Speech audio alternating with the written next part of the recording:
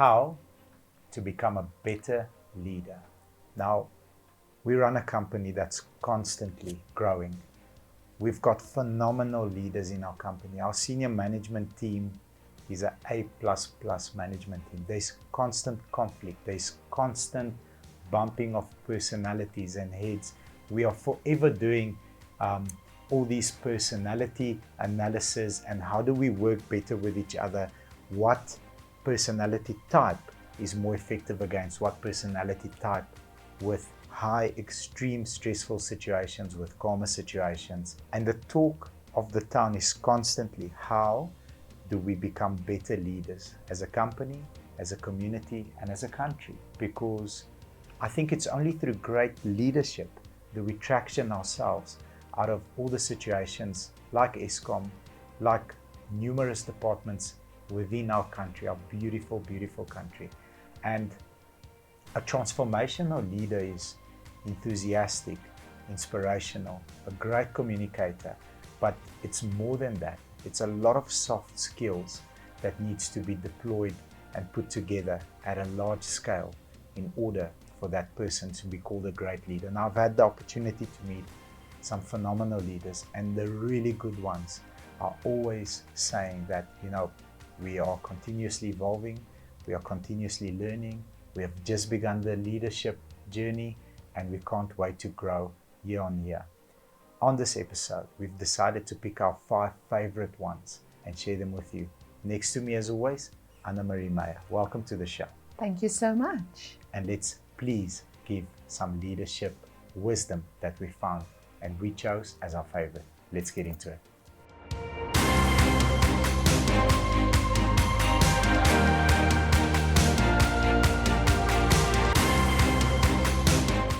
First one, encourage creativity.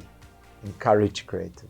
I think a good leader will always do that because that will give a support system. You obviously need to challenge them with very creative challenges, but then you need to give them support to enable these people to grow and to get that limits, because people tend to grow to a certain limit. The moment you encourage them to play around with creativity, they tend to grow faster, but then they need support. Yeah. That is extremely important, and you're going to give them wings. So allow them to be a creative. Don't block people. Let them boost with ideas. Number 2 is a very important one, and that is to serve as a role model. Now, I've got a couple of points I want to make. So you can never ever teach or lead somebody into something that you can't do yourself. So I can never go and say, you should be in our industry selling 25 cars if I can't do it myself. No. So I have to show up. I have to show that it's possible. Once you show it's possible, you're not leading from a place of position. So this person is giving me orders because he is a dealer principal or a sales manager, for example. The second phase, which is the most, and that's the fun phase. Very few people actually are mentally aware when they reach that phase. But the second phase is this. Once you show a person how it's done, you show them. This is step 1, this is step 2, this is step 3, this is step 4. This is when it all clicks together, and this is how it works. Okay, let me show you again, let me show you again. Now you do it. And then from the sideline, I'm your biggest fan, I'm cheering you on. Just a small adjustment here. Once you show that person you've got moral authority, then that person doesn't follow you because of your position, because you're a manager. That person follows you because he knows or she knows that if I follow this person, he knows how to do it, and he's going to improve the way that I do it. Therefore, improve my income or improve my speed or whatever it is that we're trying to achieve. But that is exactly where point 3 falls in, and that is being passionate. You can't do the first 2 unless you have passion. You can't encourage creativity, be a role model if you're not passionate. The moment you can do those first 2, you've got passion. But you want to work for someone that doesn't have passion about what we do. So no matter what industry, I won't work for a person that doesn't have passion. Sometimes So, passion is misunderstood, though. Many times it is. yes, it The is. more passion that a person has, the easier that person is misunderstood. The fact that they misunderstand the passion is because it sometimes look like it's over eagerness. But I'd rather accept that from someone than having no feeling towards the task they need to do. So passionate about the task will just make people follow more in your footsteps. Yeah. You can't advise people to do something if you don't have passion about it. Passion with high standards is always confused for, borderline tyrant. But that's not. So borderline tyrant, because I'm very passionate to improve the way that this is done, in the way that you're doing it. And Okay. then I sound difficult. Okay, but connect that with high standards means when you think it's done good, it's perhaps somebody else's average. So you're doing a good job, but I need it perfect. There's someone off camera that's sitting True. here And that smile. he's smiling at us now. I've seen him do this so many times. It's very good. It's very good. I love it, but it's not there yet. I'm like, damn it, man. To me, it looks great. Like, I love it. It's No. not there yet. So passion with high standards is actually the person that you want to follow. That's what we want to look for. Because that's where you grow. You never grow with it's good. Let's get in. It needs to be great. Then we can move over to the next. I love it. I'll work for that person. 100%. Twice a day and 5 times on the weekend. Here's a nice one. Listen and communicate effectively.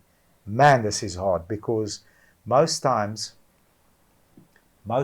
as a leader, if you're leading multiple teams, you have limited time. So when that person is processing something with you, you always have a loaded gun and you want to shoot off and fire off the bullet. And I want to tell you, listen, buddy, just this is how you do it. Let's go. Do it this way. It will work. And it's the biggest failure. And I've failed so many times when it comes to this.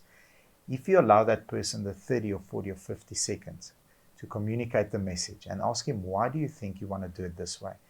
And then allow your logic. Think about this. Consider doing it this way because 1, 2, 3 will happen differently. Then once it clicks, then it comes from a different point. Then it's embedded. That person remembers that if this, then this. But if you say, just do it this way, you're creating a robot, not a king.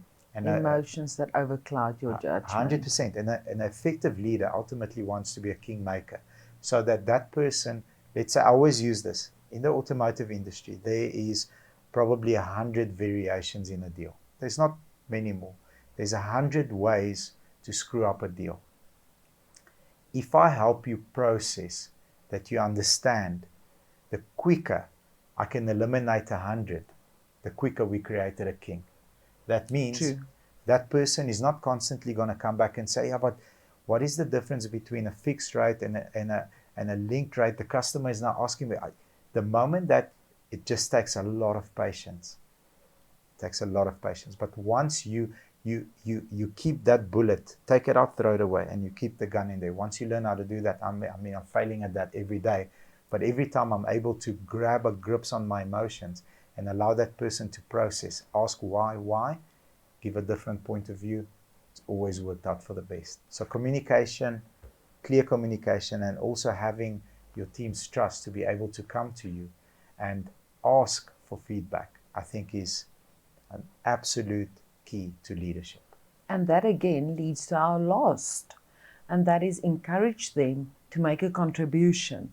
So sometimes they ask something and we just want to give, but as you now say, let our own emotions under control, give them some time to speak up, and don't be a sensitive leader. Yeah. You always used to say, the one with the best idea is the one that's going to win the race, not the one with the moral authority. With the rank. Yeah. So logic overpowers rank.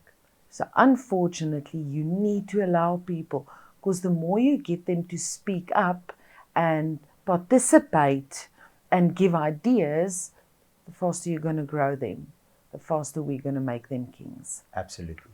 I loved it. I love this topic. It is such a technical topic, and you know, there's so many variables and there's so many mistakes that a leader makes. But I think every time you make one, don't lose the lesson. It's so tough. Pick yourself up, after a mistake, and just go into the next situation better than you went into the last one. And sometimes we make that same mistake over and over again and only realize it after a couple of months or weeks. But you need to be able to admit it. Yeah. Don't let your ego, don't let your ego get in the way. But we can go on about this topic for hours. I loved it. Me too.